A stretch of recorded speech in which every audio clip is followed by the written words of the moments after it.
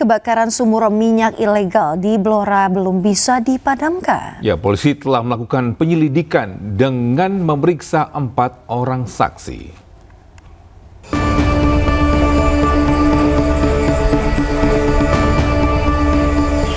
Api dari sumur minyak ilegal milik warga di Blora, Jawa Tengah masih menyala hingga Senin malam.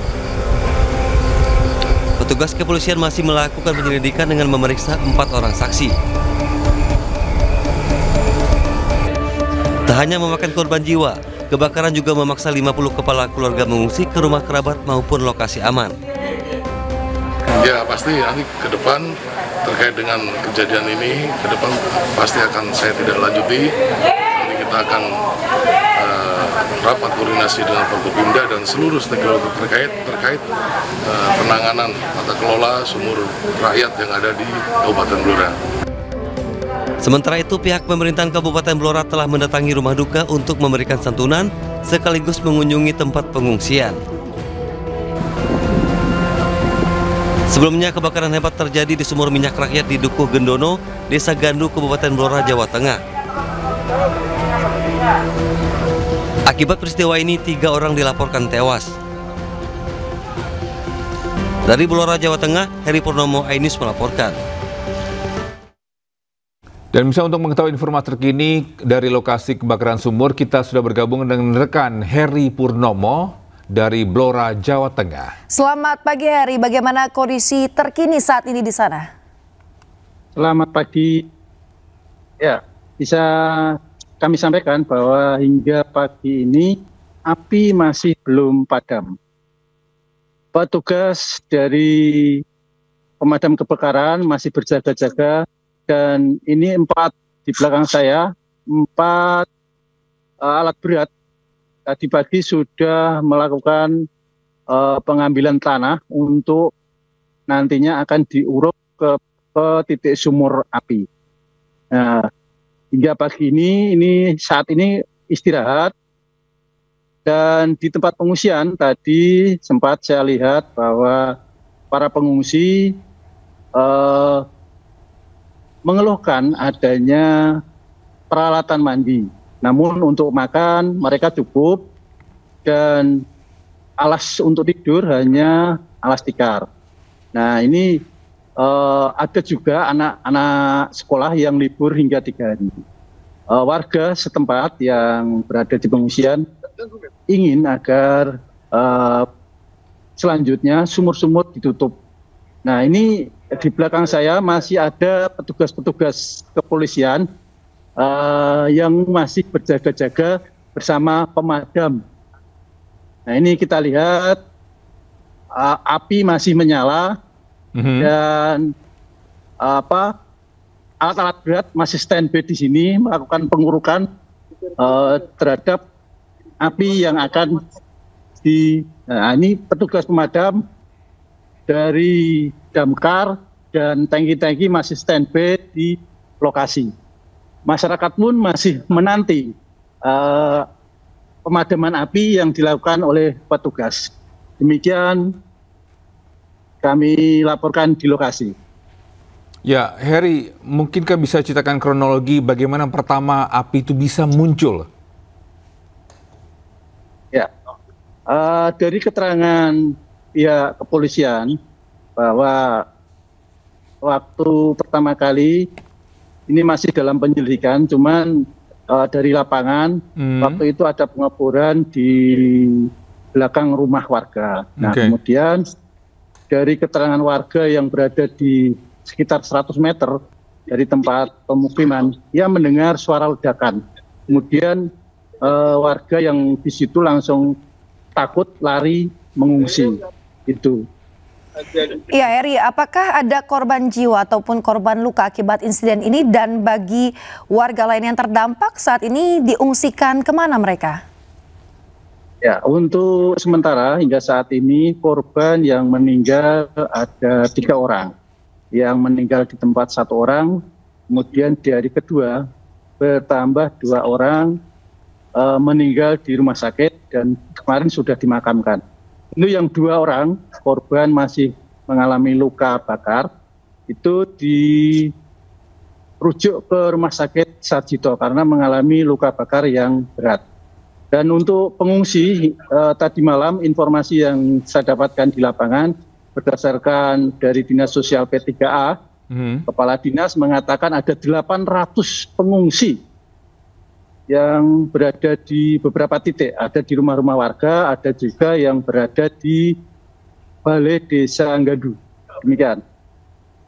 Ya, rekan Heri, mungkinkah bisa diwawancara mungkin dari pihak petugas untuk menerangkan bagaimana proses untuk pemadaman?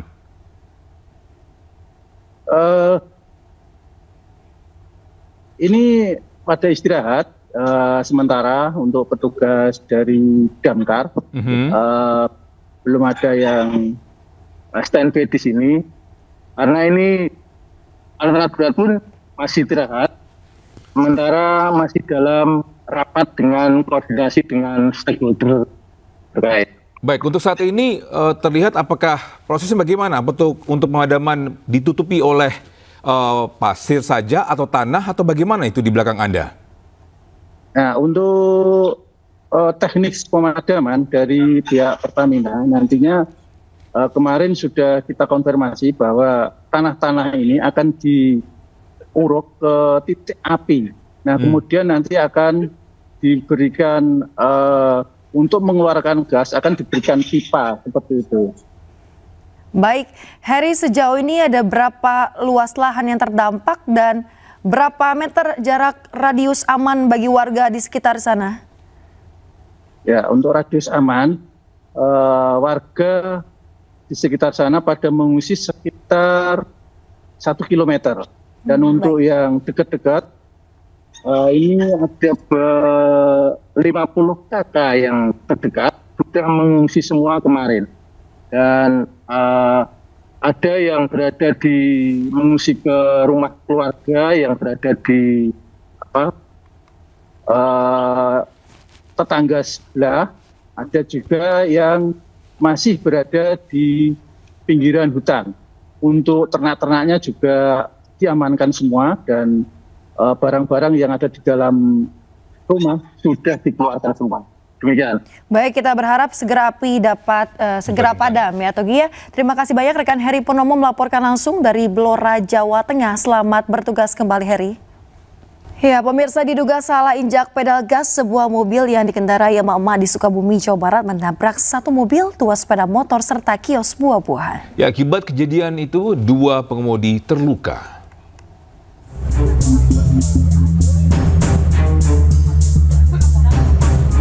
Sebuah minibus yang dikendarai emak-emak menabrak mobil dan sepeda motor yang diparkir di pinggir jalan di kawasan Pasar Tipar Gede, Sukabumi, Jawa Barat. Tak hanya kendaraan, sejumlah kios yang berada di sekitar kejadian rusak parah.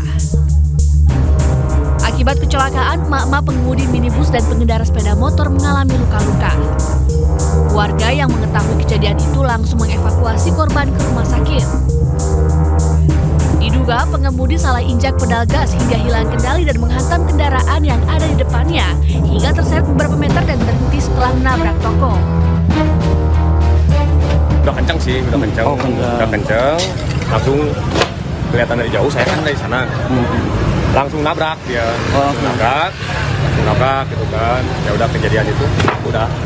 Kalau kondisi di lokasi ini, ada mobil atau motor yang terparkir kan sebelumnya?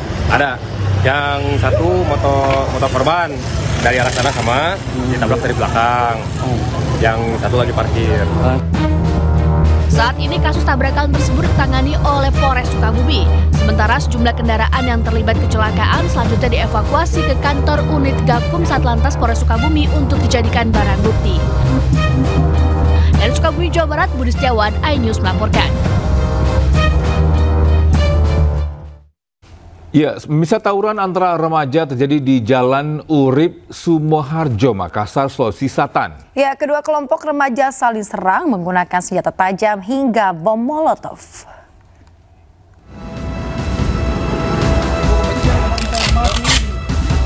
Dua kelompok remaja terlibat saling serang menggunakan senjata tajam hingga bom molotov di Jalan Urip Sumoharjo, Kota Makassar, Sulawesi Selatan. tim Resmob Polda Sulawesi Selatan yang menerima laporan dari masyarakat kemudian mendatangi lokasi tersebut dan membubarkan tawuran. Polisi kemudian mengamankan 4 remaja, berikut 2 parang yang digunakan untuk tawuran. Keempat remaja terduga pelaku tawuran ini diketahui merupakan warga Kecamatan Panakukang. Pada saat kami ke TKP, sudah mulai bubar, namun masyarakat setempat mengatakan bahwasanya perang tersebut terjadi kurang lebih 5 menit, tidak lama. Dan kami tim Resmob menyisir beberapa tempat yang ditemukan ada 4 orang pemuda di bawah umur, 2 orang umurnya 16 tahun, 1 orang 13 tahun, dan 1 orang 15 tahun. Polisi kini masih mendalami motif tawuran para remaja ini. Dari Kota Makassar, Sulawesi Selatan, Muhammad Norboni, iNews melaporkan. Pemirsa, seorang pemotor membonceng temannya menabrak mobil damkar yang baru saja selesai bertugas di Kota Pasuruan, Jawa Timur. Akibatnya 1 orang kritis dan temannya terluka hingga dilarikan ke rumah sakit.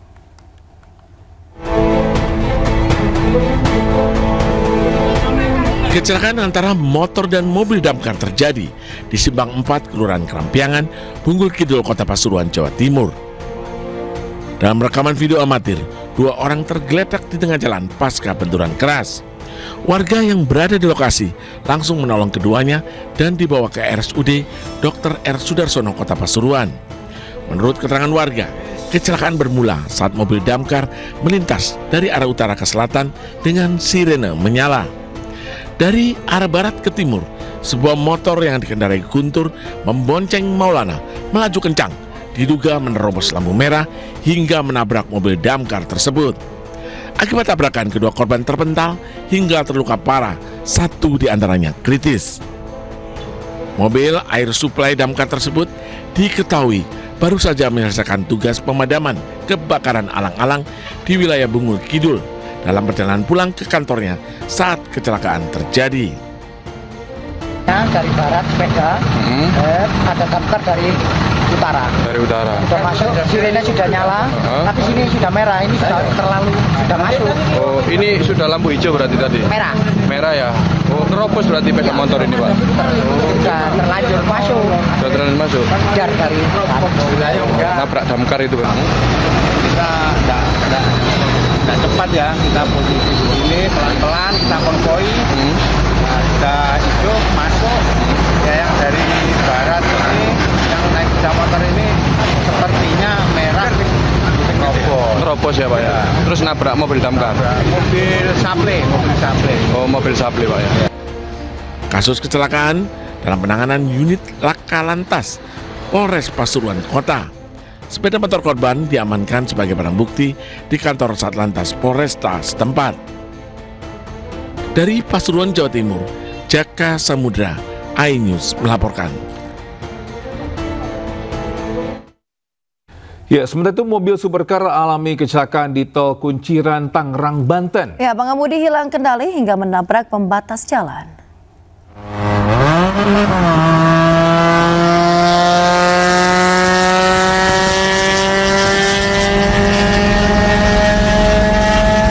Pemirsa, peristiwa terjadi saat rombongan mobil mewah melintasi Tol Kunciran dengan kecepatan tinggi menuju arah Serpong. Di kilometer 15.500, pengemudi mobil berwarna putih hilang kendali hingga menabrak pembatas jalan. Saat kejadian, kondisi tol sedang sepi hingga tidak terjadi tabrakan beruntun. Pengemudi juga tidak mengalami luka, hanya mobil mewahnya mengalami kerusakan.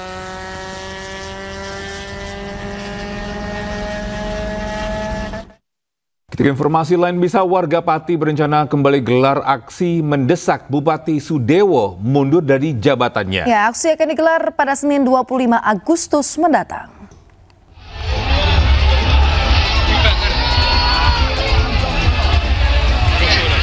Aliansi Masyarakat Pati akan kembali menggelar aksi pada Senin 25 Agustus 2025. Aksi ini merupakan lanjutan dari aksi sebelumnya yang menuntut Bupati Pati Sudewo mundur dari jabatannya. Namun demikian, koordinator aksi meminta agar demo dilaksanakan tertib. Unjuk rasa warga Pati dipicu kebijakan kontroversi Bupati Sudewo yang menaikkan pajak bumi dan bangunan pedesaan dan perkotaan hingga 250%. Kebijakan langsung tuai penolakan warga. Puncaknya terjadi pada 13 Agustus lalu. Lebih dari 50.000 warga datang ke pendopo Bupati mendesak agar Sudewo mundur dari jabatannya. DPR pun kemudian membentuk pansus angket untuk memakzulkan Bupati Sudewo. Pansus hak angket akan bekerja maksimal dalam melakukan penggalian informasi dan klarifikasi terhadap 12 kebijakan Bupati Pati yang menuai polemik.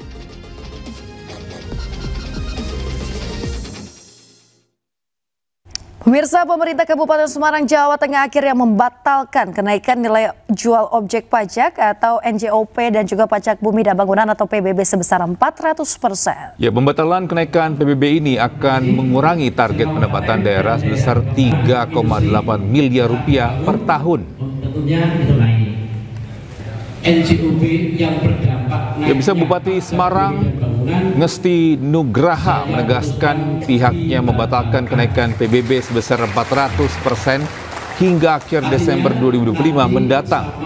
Batalnya kenaikan tarif PBB akan mengurangi target pendapatan daerah sebesar 3,8 miliar dari total 88 miliar rupiah per tahun. Meski begitu, Bupati Semarang menyebut pembatalan kenaikan PBB tidak akan mempengaruhi program pembangunan di Kabupaten Semarang karena pemerintah akan mencari sumber dana melalui investasi agar tidak membebani masyarakat. Sebelumnya kenaikan PBB sebesar 400% di Kabupaten Semarang dikeluhkan warga dan sempat viral di media sosial. Yang ketiga, Ibu semuanya juga perlu kami sampaikan. Dari Pak Mendagri ada surat edaran terkait dengan masalah pajak dan juga retribusi. Kemudian kami tidak lanjuti bahwa kami mengadakan rapat lanjutan, yaitu kami mengambil keputusan kenaikan NJOP yang berdampak kepada kenaikan pajak bumi dan bangunan tahun 2025 kami batalkan. Artinya yang naik itu nanti turun sama dengan tahun 2024. Kemudian yang turun tetap turun. Ya, sementara itu Menteri Dalam Negeri Tito Karnavian memberikan solusi dari persoalan kenaikan pajak bumi dan bangunan yang sedang marak terjadi di sejumlah daerah. Ya, Mendagri juga mengimbau kepada kepala daerah untuk mengeluarkan kebijakan terkait dengan pajak dan juga retribusi yang berpijak kepada rakyat. Saya sudah mengeluarkan surat edaran, sudah melakukan Zoom meeting kemarin kepada seluruh kepala daerah untuk yang pertama agar diperhatikan betul faktor sosial ekonomi masyarakat di daerahnya. Kalau itu memberatkan, maka aturan itu dapat ditunda atau dibatalkan. Yang kedua, saya meminta kepada seluruh daerah, ya, karena selama ini yang melakukan review adalah gubernur. Seluruh daerah, kabupaten kota yang akan mengusulkan kenaikan, yang akan merencanakan kenaikan pajak termasuk NJOP, penyesuaian NJOP, pajak bumi bangunan, ini harus menembuskan kepada Kemendagri, CQ, Dirjen Keuangan Daerah, agar kami juga dapat melakukan review dan memberikan masukan.